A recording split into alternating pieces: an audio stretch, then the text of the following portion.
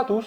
Salut. Ou bonsoir d'ailleurs, on ne sait pas trop, hein, parce que je poste souvent la vidéo vers 19h, du coup le bonsoir est plus approprié, vu qu'il fait nuit noire à 19h actuellement. On va y aller. Ouais, ok, on commence, ok. Parce qu'on a que 15 minutes, on l'a dit, on va essayer de s'y tenir. Donc on se retrouve pour l'année 2020, cette fois-ci, qui est une année avec pas mal de gros jeux évidemment, mais surtout un jeu ou deux qui ont fait un petit peu débat. On va y venir pendant l'émission, mais voilà, ça va être plutôt cool. Enfin, qui ont fait débat, c'est en termes de perception par Oui, rapport c'est au ça. diamant. Et du coup, ce sera l'occasion un petit peu de vous débriefer un peu tout ça avec le recul. Mais c'est une année que moi j'aime bien, c'est quand même des trucs que je joue encore actuellement. Donc c'est parti. Go. On part avec le 8e. Trismegistus. Moi je sais pas le dire. Ça fait toujours Trismegistus. Je sais jamais où est le G, ça me saoule. Du coup, j'y joue pas. Parce que j'arrive pas à le dire. En fait, on a un jeu qui est assez particulier. En fait, c'est vraiment un défi intellectuel, mais qui devient un défi qui est Quasiment solo. Ouais, quasiment personnel. Et où ce qui est dommage, c'est qu'on va écraser complètement les autres si ça marche bien. On peut avoir une sensation de dire, bah, moi de mon côté, ça décolle pas. Sinon, il y a des combos qui sont super intéressantes. C'est un vrai jeu d'enchaînement, mais super pointu. Au niveau ergo, c'est pas facilité par quelques petits problèmes de lecture d'icono. Mais sinon, moi j'ai trouvé, en termes de satisfaction de la combo, le jeu très sympa. Par contre, il correspond vraiment pas à tout le monde en fait. Ouais, c'est ça. Et puis moi je trouve que du coup, il sort pas facilement non plus. Parce que ceux qui ont pris une volée à la première, ils sont pas chauds pour y retourner, tu vois. Et il faut aimer ce côté, je résous un puzzle. C'est vraiment, enfin, c'est pas une thèse de QI, mais on n'est pas loin, tu vois, dans l'esprit. De se dire, je résous mon problème comme un grand, et si j'y arrive, c'est très satisfaisant. Ouais. Si j'y arrive pas... l'enchaînement, il est un peu kiffant au moment où on le fait, mais ça peut être un petit peu long en termes de résolution. Et en plus de ça, c'est un des rares jeux où on joue avec d'autres bons joueurs habitués, enfin, on va dire à ce type de jeu. J'ai déjà fait un plus gros score que les 3 autres réunis. Donc forcément, on voit la défaite arriver d'un côté. Ouais, c'est un peu inéluctable si tu as perdu 2 tours avant. Voilà. Et puis même du côté des gagnants, tu sais que tu as gagné, donc après tu essayes d'optimiser ton scoring, mais on joue pas tous ensemble jusqu'au bout en fait. Et puis en plus, je trouve que quand tu sais que tu as gagné, souvent tu as envie de jouer plus vite, tu sais, pour pas que les autres attendent non plus, tu vois. Et du coup, ça te gâche un peu ta fin de partie, où c'est ce moment où logiquement tu fais les gros combos. J'avais vu ça sur, comment ça s'appelait le truc de Steinmeier, là, le Civilisation. Ah, bah alors, Yoel. Tapisserie, ouais. Ce côté où quand tu fais des combos à tapisserie, toi. Hein? Ouais, absolument. Ce moment où à la fin tout le monde arrête de jouer parce qu'ils sont passés, t'es déjà devant, et t'es là genre, si je continue à jouer, c'est pas cool pour les autres, tu vois, donc t'abrèges un peu, et c'est un peu dommage. Mais ouais, est-ce que tu le sors souvent encore? Non, non. Ouais, c'est ça, pourtant, je peux pas dire que je n'ai pas aimé aucune réellement de mes parties, parce qu'il y a toujours cette satisfaction de la combo, et que le jeu est intéressant, parce qu'il a été bien fait sur ses évolutions d'enchaînement. Oui. Donc c'est un jeu qui a des qualités, mais qui est dur à sortir de par ses caractéristiques en fait. Ouais, et du coup, est-ce que quand tu as envie de sortir un jeu qui est compliqué, c'est celui-là que tu sors? Bah, je suis pas sûr. En tout cas, moi, pas forcément. Ouais. Je vérifierai les chiffres que nous a filé Boris, parce qu'évidemment, j'ai pas eu le temps de les checker avant l'émission, parce que c'est pas très bien, mais vous les aurez dans la description comme d'hab. Donc voilà, ça c'était le 8e, et on passe sur un 7e, Terramara. Terramara, alors à titre personnel, j'ai complètement pas aimé. Ça n'a pas marché. Vraiment, genre, ça a fait flop à table. Alors, il se peut que quand j'aime pas un jeu, j'y mette pas spécialement la bonne volonté, ce qui n'aide pas les autres. Je l'entends. Alors, c'est marrant parce que c'est un jeu qui, pour moi, n'avait pas de caractéristiques aussi clivantes que ça.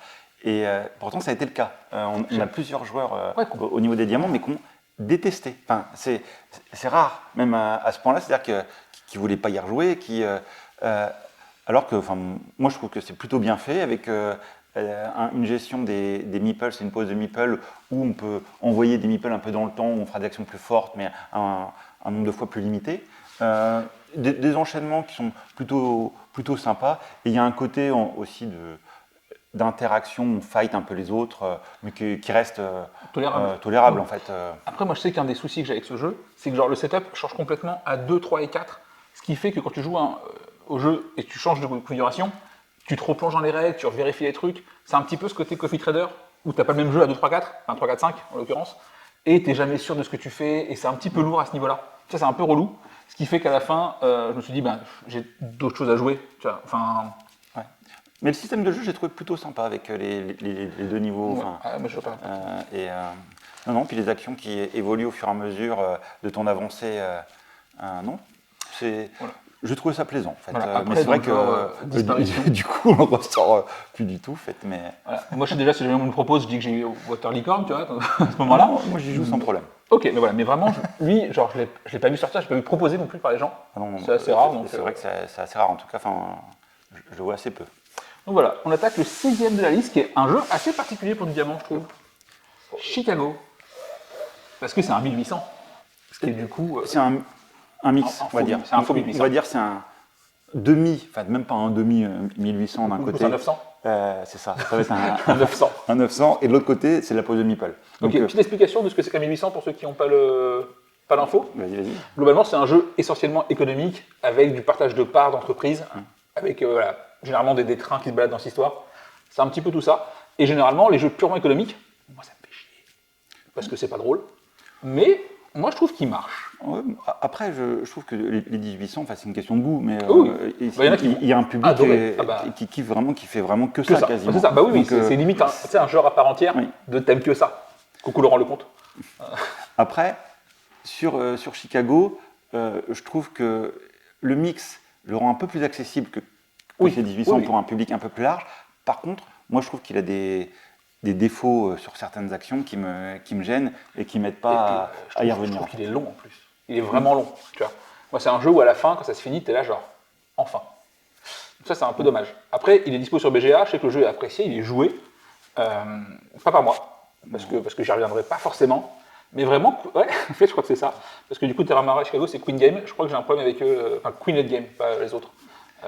On va avoir un souci avec eux, je pense. Je trouve qu'il y a des actions plaisantes. Le mix est intéressant pour découvrir à la fois un peu de 1800. Mais voilà, c'est pareil. Moi, je n'ai pas envie spécialement d'y revenir, même si je n'ai pas trouvé mes parties déplaisantes, mais je n'ai pas été pris par le truc. Tu vois, ce qui est assez drôle, c'est que du coup, le 8e entre Trismegistus, je crois que je l'ai bien dit, et Chicago, on est quand même dans du gros jeu. Généralement, c'est souvent les jeux c'est souvent les jeux les plus légers, entre guillemets, qui sont en fin de diamant. Là, c'est pas le cas, donc c'est assez différent. Après, on a du gros aussi en haut du diamant, donc on va y venir. Et là, alors moi, Flotia, c'est un jeu que j'adore pour une raison, c'est que les mecs, ils ont pris des risques. Alors, oui, c'est pas parfait. T'as des déséquilibres dans tous les sens, c'est un peu clownesque par moment, mais tu sais, ils ont essayé quelque chose. Il y a ce côté où, pendant la partie, tu peux être soit en fait, dans un univers à la Waterworld, dans l'esprit, vous pouvez être soit un mec qui va récupérer des ressources. J'ai pas le thème, ça me saoule vraiment. J'ai même pas les termes techniques. Mais voilà, donc vous récupérez des ressources, et à tout moment dans la partie, vous pouvez devenir un politicien, et vous changez tout votre jeu. Vraiment, vous jouez à un nouveau jeu quasiment, et vous n'êtes pas obligé de le faire. Il faut trouver le timing pour le faire, donc c'est assez cool. Et voilà, et ne serait-ce que cette prise de risque, je trouve ça chouette. Il y a une super originalité en fait là-dessus.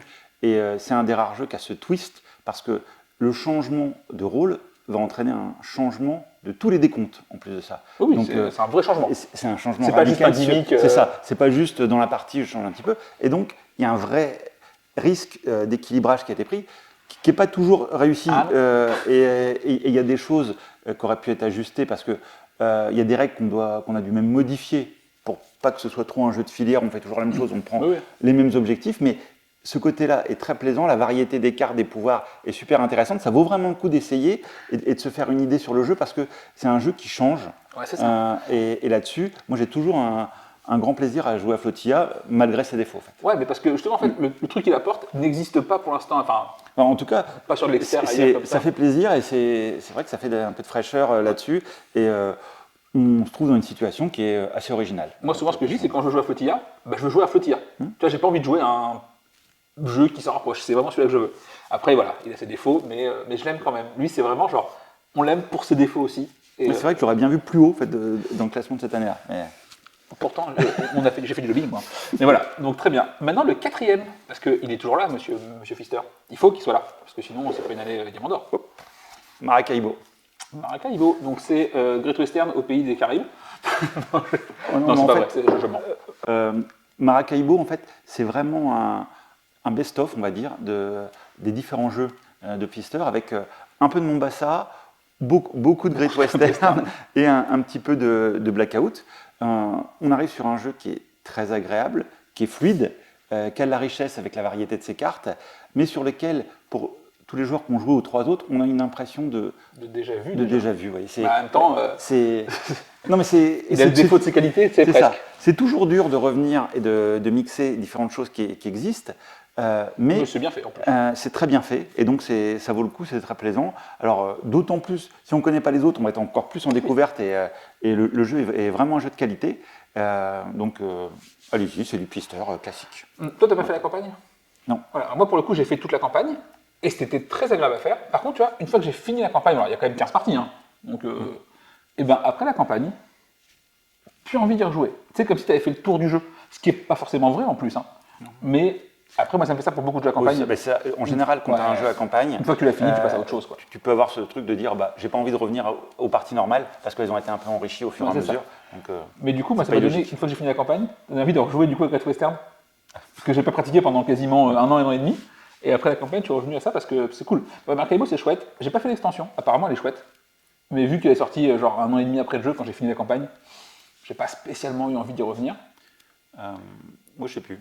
Je crois que j'ai dû tester, mais je sais pas si j'ai testé l'extension complètement. Celle qui a des plateaux creusés en fait. Ouais, c'est ça là. Donc, je crois que c'était c'est pareil, c'est toujours sympa. Ça oui, c'est ça. C'est très agréable, mais le jeu est agréable. Non, c'est un jeu, je pense, qu'on peut adresser à un public assez large, en fait. Dans la veine des gens qui aiment bien les jeux experts de gestion, en fait. Oui, clairement, il est beaucoup moins clivant que d'autres jeux. Ouais. Il a ce côté, enfin, pas passe-partout, hein. C'est pas le cas, mais il a Non, mais la diversité des cartes propose un renouvellement qui est agréable. C'est un jeu qui est assez fluide dans ses tours. Donc, non. Voilà. J'ai peut-être un petit doute côté scoring sur l'équilibrage, en mode, en gros, il faut jouer l'influence, en tous les cas, et c'est toute chose égale par ailleurs, le reste qui fera la différence. Mais il faut jouer l'influence. C'est un peu le. Oui. Après, est-ce que c'est grave? Pas spécialement, on le sait. Voilà. Mais c'est. Voilà. Moi, c'est lui que j'aurais vu plus haut.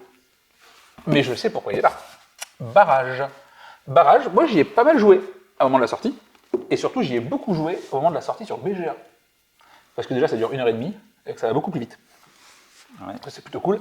Barrage, il y a ce côté quand même excessivement punitif. Que du coup, on a presque plus. En moment. En fait, je trouve un peu l'impression que les jeux experts avaient ce côté où on évite la punition de plus en plus, tu vois, pour les joueurs, pour que tout le monde reste concentré toute la partie, machin et tout.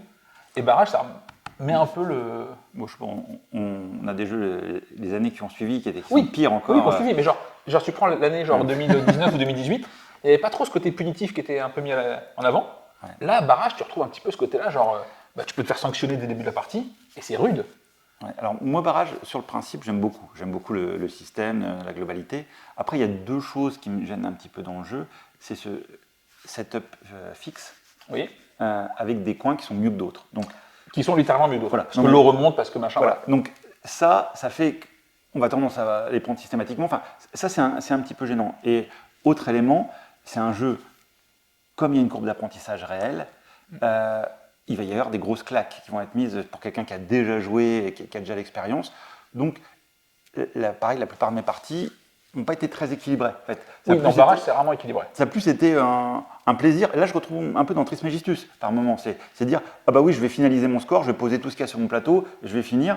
Et un tour avant la fin, c'est déjà fini, les autres ne peuvent pas revenir. Enfin, et ça, en termes de plaisir de jeu, c'est pareil. C'est un petit truc. Tu vois, moi, justement, j'ai beaucoup joué à Barrage sur BGA. Parce que vu que tu es toujours matché avec des gens, des lots à peu près équivalents, tout le monde connaît le jeu. Tu vois, clairement, quand tu fais découvrir Barrage, moi c'est quasiment le seul jeu où presque tu joues au tour 1 pour les autres, parce qu'ils peuvent faire n'importe quoi. Oui, malheureusement, sur les nouveaux joueurs, c'est un des rares jeux où tu accompagnes vraiment tout le premier tour en expliquant les tenants, les aboutissants de pourquoi tu fais ça, de s'il fait ça, ça va mal se passer. Tiens, je mets mon Barrage tout en haut, fais pas ça. Non, arrête, reviens avec nous, viens en bas. Mais en bas, c'est moins bien. Oui, je sais, mais viens en bas. Voilà. Mais entre ça, en fait, parce que là, tu compares une version en ligne, et pour moi, la sensation, c'est vraiment de la version, je parle physique, board game et physique, je trouve qu'elle a ces défauts-là, et il y a des gros déséquilibres sur certains éléments du jeu qui font qu'on va foncer sur certains trucs, et dans l'absolu, qui sont meilleurs. C'est pas une question d'interprétation. Oui, non, c'est ça, voilà. Bon, la tuile hélicoptère, elle est plus forte. On le sait. D'ailleurs, les stats BGA le prouvent aussi, tu vois, donc... Voilà. Et ça, je suis curieux de savoir comment ça va passer les tests, parce qu'en vrai, tu fais 3-4 parties, tu vois que c'est trop fort. Donc les mecs ont dû faire quand même pléthore de tests. Ouais. C'est pas genre un espèce de mini-équilibrage que t'as pas vu au bout de tu fais putain, ouais, effectivement, il y a des conditions où c'est plus fort. Là, c'est un truc, tu la vois, ton tour 1, c'est ça que tu fais. Des fois, il y a des gens qui veulent laisser des équilibres. Là, je sais pas si c'était le cas du tout, je connais pas. En tout cas, moi, ça me gêne un petit peu. par rapport aux parties. Et du coup, pareil, je vais rarement le sortir parce que soit il va y avoir des écarts dans la courbe d'apprentissage et donc le plaisir ne sera pas aussi important que dans d'autres jeux. En fait. Je ne sais pas que c'est déplaisant parce que c'est un jeu qui a ses qualités, mais voilà, je préfère sortir d'autres. Ok, bah voilà, donc ça c'était pour barrage. D'ailleurs, l'extension Le Nil vient de sortir. Elle change pas mal de choses apparemment, je n'ai pas pu tester. Mais ça, on est sur le coup. Voilà. Le deuxième, sûrement le jeu le plus gros, non pas du diamant de la sélection, mais du diamant en général. Et puis un des plus gros jeux. Tout court, en fait. Ouais, voilà. On Mars.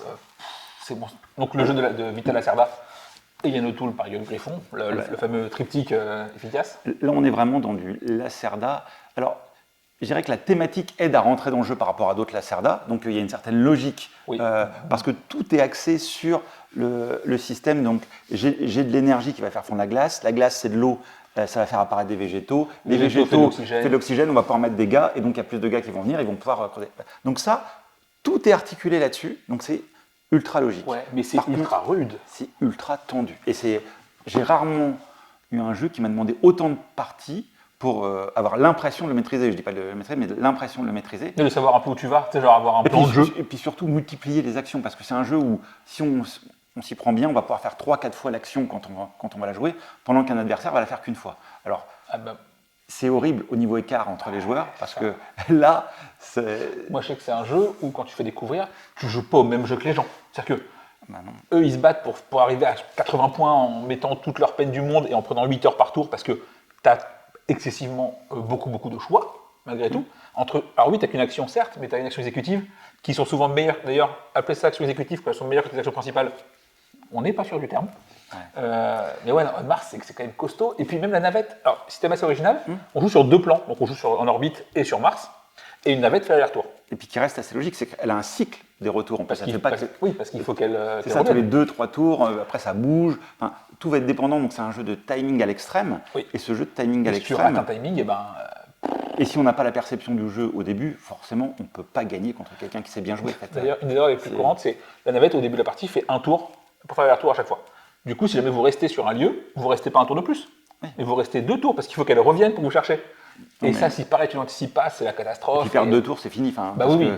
C'est un jeu d'enchaînement jusqu'au bout. Donc c'est quasiment un jeu dans lequel on pourrait avoir un schéma pour les gens qui savent bien jouer depuis le début. Alors qu'il y a des trucs qui sortent aléatoirement. C'est pareil, on retrouve de la satisfaction de programmation un peu à la barrage, un peu à la Trismegistus sur ces éléments-là, avec quelque chose qui a un thème super intégré, mais qui est vraiment du haut niveau pour les enchaînements. En fait. Moi, je sais que c'est un des rares jeux où, même si je connais les règles, avant une partie, je n'ai pas joué depuis longtemps, je vais quand même m'y replonger, parce que tu as plein de petits points. Et tu sais, du coup, c'est du Lacerda de tout ce qu'il y a de plus Lacerda possible. C'est Lacerdesque dans l'esprit, tu vois. Plein de mini-actions, plein de petits trucs. Où elles sont importantes, ça. Oui, c'est ça. Parce que si tu laisses des joueurs jouer sans toi, alors que c'est toi qui as expliqué la règle, fini. Alors, c'est un carnage. Aucune partie qui s'est bien passée. Alors, tu fais 1 heure de règles, les gens te disent oui, et après... À vous de jouer. Ils oublient toujours des trucs. Et oublier quelque chose dans un jeu comme On Mars, c'est grave, en fait, pour la partie, parce que ça devient désagréable. Par contre, j'avoue que quand tu arrives à mettre ton plan à exécution, tu es quand même content, genre, ça marche. Mais pour moi, c'est un superbe jeu. C'est un superbe jeu d'enchaînement qui devient difficile à sortir tellement c'est un beau jeu d'enchaînement et avec une courbe d'apprentissage. Lui aussi, il a des défauts de ses qualités. Voilà, mais c'est ultra plaisant. Et dans la catégorie des gens qui aiment Lacerda, je trouve que On Mars, c'est un très bel opus. En fait. Je pense que c'est mon préféré en termes de difficulté. Tu vois, genre, j'aime beaucoup The Gallerist, mais quand même plus facilement sortable. On Mars, on met dans le haut du Lacerda. Et je pense, et en plus, point positif, par rapport il marche très bien à 2. Ce qui n'est pas le cas de genre Lisboa ou même Gallerist ne marche pas à 2 par exemple. On Mars marche très bien à 2. De toute façon, tu vas jouer contre le jeu avant toute chose parce que tu es en galère. Après, moi les Lacerda, j'aime bien jouer à 4 en fait, parce que pour moi, c'est des jeux qui sont avant tout développés pour 4 et c'est là où on en profite parfaitement. Pas pour autant qu'il y en a pas qui sont jouables à des configs en dessous. Justement, je trouve pas trop celui-là. Mais voilà. Si, tu vois, genre donc moi j'aime bien en profiter à 4 puis.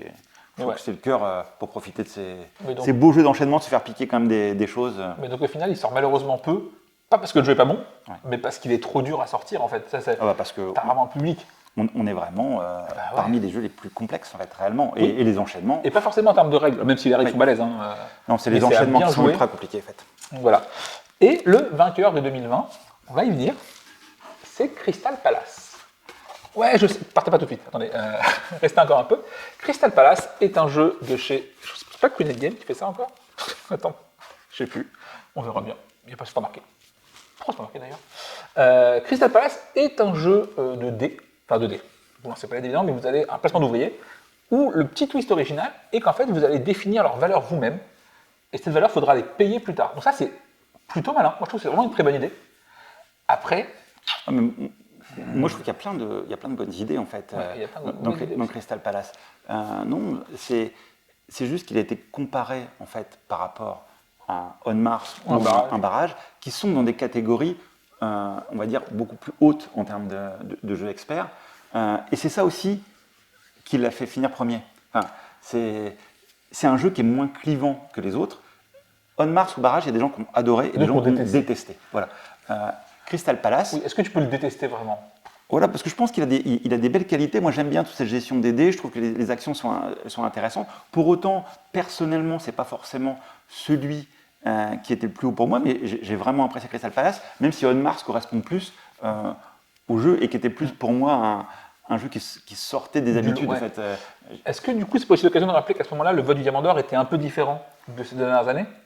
Oui, pour séparer les deux premiers, c'était un vote à main levée. Voilà, en gros, il y avait comme ce que vous voyez actuellement, des votes sur les 8 jeux, et les deux premiers, après, étaient départagés parmi tous les votants à une voix pour une voix. Oui, c'était parmi les membres du jury, en fait. Voilà. C'était pour séparer qu'il y ait au moins la moitié du jury qui soit en adéquation avec le jeu qui était Diamant d'Or. Voilà. Donc, et du coup, c'est là qu'On Mars, avec son côté très clivant, c'est ça. A pu du coup un peu payer ce côté-là. Ça aurait pu marcher dans l'autre sens aussi. Enfin, c'est ça qui est... parce que quand un jeu est clivant, il peut avoir ses adhésions aussi. Mais là, c'est Crystal Palace.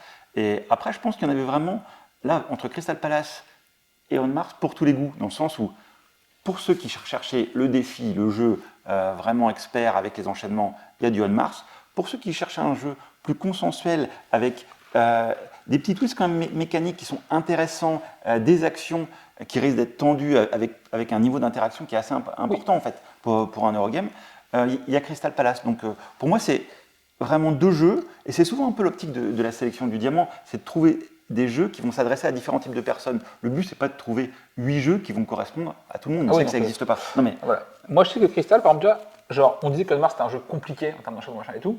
On Mars, pour le coup, le jeu est rendu compliqué, tu sais, parce que le jeu veut te... Oui, Crystal, pardon. Oui. Veut te frustrer volontairement sur la thune, les machins, genre, c'est volontairement restreint. Tu vois ce que je veux dire ou pas? En termes de feeling, il n'y a pas ce côté satisfaisant, j'ai trouvé dans le jeu. Moi, je trouvais ça assez... tu peux emprunter, justement. En fait. Oui, mais je trouvais ça assez peu amusant, enfin assez peu plaisant en termes de ressenti. Alors que les jeux où on galère...